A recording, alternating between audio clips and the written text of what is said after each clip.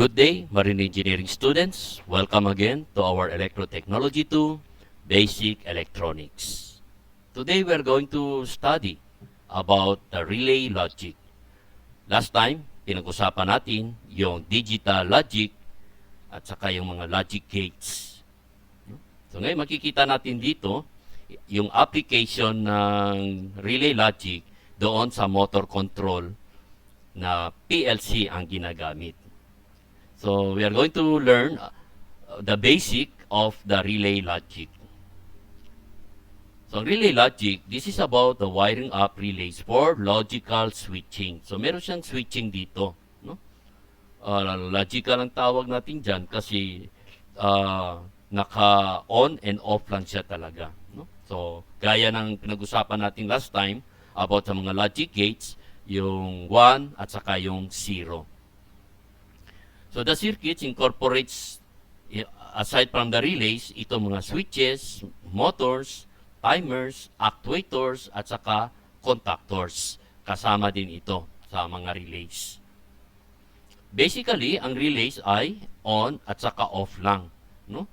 Ibig sabihin, opening or closing the relay contacts. Yan ang talagang trabaho ng relays.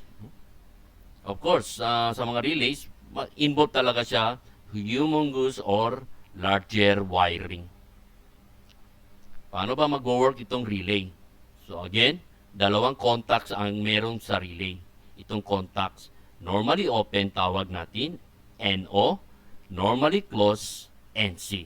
So ibig sabihin ng normally open, hindi mo pa na-activate yung relay, open na siya, no? Pag na-activate mo siya, mag-close siya. Okay? So, maintindihan natin to mamaya. Ito yung mga symbols natin sa relays. Pag sabihin natin NO, ibig sabihin, normally open contacts. So, ito yung contacts niya na naka-open siya. Ibig sabihin yan, may kuryente papasok dyan, hanggang dyan lang. So, walang kompletong kuryente dito sa contact. While dito sa normally closed contact, dadaan yung kuryente hanggang doon sa kabila. So, may kuryente na yan. So, normally closed. Ito naman yung push button. Naka-on yan because this is normally closed. Naka-normally closed siya, yung kuryente, dadaan na yan dyan. Dito naman, normally open, naka-off siya. So, ibig sabihin, yung kuryente, hanggang pasok siya dito, hanggang dito lang. Hindi na siya makadaan papunta sa kabila. Relay coil. So, itong relay coil natin, ito yung saan mag-activate o yung mag-energize yung ating relay. No? Dito yon. Ito ang tawag natin na coil.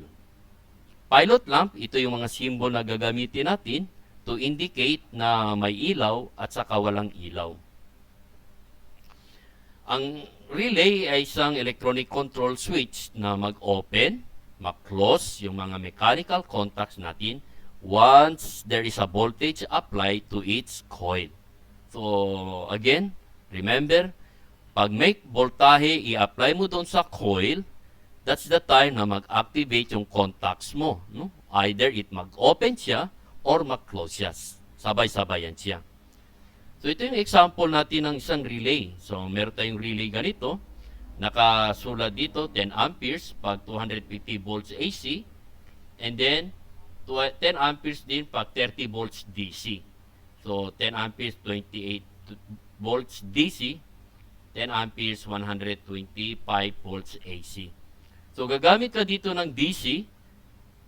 Pwede mo i-activate itong pwede mo i-activate itong coil natin. Lagyan mo to ng 30 volts. Pero itong contacts mo, itong contacts mo, pwede mo ilagay ito ng 220 volts. No? Yun ang kagandahan. So, mamaya ipakita ko ito. So, remember, yung coil relay natin, meron siyang coil. Ito kasing coil, ito yung mag-a-activate sa mga contacts. No? Lagyan mo ng voltahe yung coil, yung contacts mo ma-activate. So, ito lang yung mga main parts ng coil relay. Gaya ng example dito, ito yung coil natin. Ito nakakonect ito sa supply source, let's say yung supply mo ay 12 volts lang, dito mo ano yan, para gagana yung coil na yan, itong contacts mo ma-activate yan. No? Na ito naman, may ilaw ka dito, let's say nakakonek ka sa power supply na 220 volts. So gagana itong power supply mo pag may input ka dito na voltahe na mababa. Pero ito, kuryente dito, mataas yung kuryente dito. So yung kuryente dito, let's say 5 amperes, ito, milliampere lang ito, mababa masyado yan.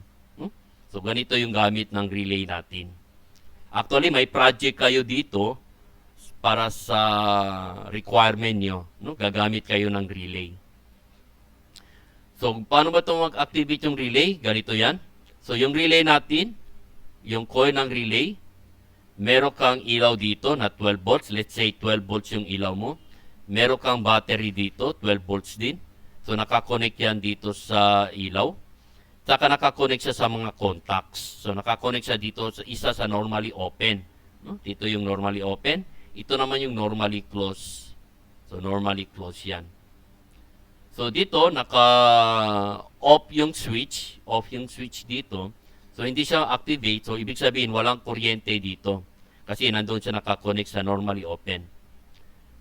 Once you switch on this switch, ito, i-on mo yung switch dito, may kuryente na yan dito, mag-activate yung coil mo, yung coil dito, mag-activate yan, hihilahin niya itong contacts. So, itong contacts mo kanina dito, pupunta na yan dito sa normally open, mag-close na yan dito. So, meron na siyang complete circuit dito ngayon. So, iilaw na yung light natin, yung bulb natin. So, ganito yung trabaho ng relay. Pupunta tayo sa logic circuit. So, ito ang example dito sa logic circuit. I will discuss this more pagdating natin doon sa ladder diagram natin. Meron kasing separate topic para dito sa ladder diagram natin. So, makikita mo na meron kang push button, may coil ka, may ilaw ka, may contacts ka dito, normally open, normally closed. Ganito yan, ladder ang tawag natin dyan. O kung minsan, tawag nila dyan ay rung. Okay? Paano natin i-simplify dito pagdating sa logic gates? Remember yung OR gate natin? Isang input mo na high, meron ka ng high na output. Okay? Pagdating dito sa relay, ito naman relay natin ito ay off yan. Ibig sabihin ng off yan ay ito off yan. Diba? So, off dito yan. Pag maglagay ka lang ng isang input dyan na high, or i-on mo yung isa dyan, for example, ito, i-on natin yan, mag-iilaw na yan. Or, ito ang i-on natin, iilaw din yan. Or, isabay natin yan, ito 1-1, iilaw pa rin yan. So, sabay natin yan, mag-on pa rin yan, iilaw pa rin. So, ganito yung trabaho ng OR gate natin. Pagdating naman sa AND gate, remember sa AND gate, dapat sabay sila na mag-high para ang output mo ay high din. No? Or sabay mo i-on para ang output mo ay on. So, gaya ganito, ito ay off, so 0, off yan. No? 0, 0, off yan. Lagyan mo dito ng 0, lagyan mo ng 1 dyan, off pa rin yan. Lagyan mo ito ng 1, lagyan mo ito ng 0, off pa rin yan. Dapat 1 yan, 1 yan. 1 yan, 1 yan para mag-on yan siya. So, ito yung AND gate natin. Pagdating naman dito sa NOT gate, opposite lang siya, di ba? Anong ilagay mo dito sa input? Ang output niyan, baliktad. So, ang input mo dito ay ganito. So, meron siyang ilaw. Pag ito naman ay off yan, wala siyang ilaw. So, opposite lang yan siya. Now, pagdating naman dito sa NAND gate, itong NAND gate natin, this is the negation of the AND gate. So, itong negation natin ng AND gate, you remember sa logic gates natin, na dapat, the two inputs there are on, na off yan siya dito. Diba? 0. So, lagyan mo ng on dito, on mo yan, 0 yan. Pagdating naman dito sa ladder diagram natin o sa relay logic natin, if you notice, dalawa siya dyan ay naka-on. So, on yan siya. Okay? So, isa dyan, let's say 1 is off, still this is on. If this is off, dalawa silang off dyan, natural, this one is really off. So, it should be, the two of this input should be 1, this should be 1, para on yan siya. So, that is what you mean the NAND gate. Okay, pagdating natin sa NOR gate, okay, so remember yung NOR gate natin, that this is only the negation of the OR gate. So, ano bang ibig sabihin nun? Kahit isa dyan, ang input mo ay high, the output is low, no? Or 0 natin yan. So, makikita mo dito, meron siyang 1, meron siyang 1, 1, 1 dito, 0, 0, 0 yan. Pagdating naman dito sa ating relay logic, kahit isa dyan ay off siya, talagang naka-off yung ilaw mo.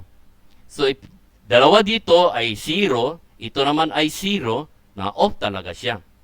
So, kailangan, dalawa dito ang 1, ito naman ay 1, para itong ilaw mo ay mag-on. So, this is the application of the NOR gate dito sa ating relay logic.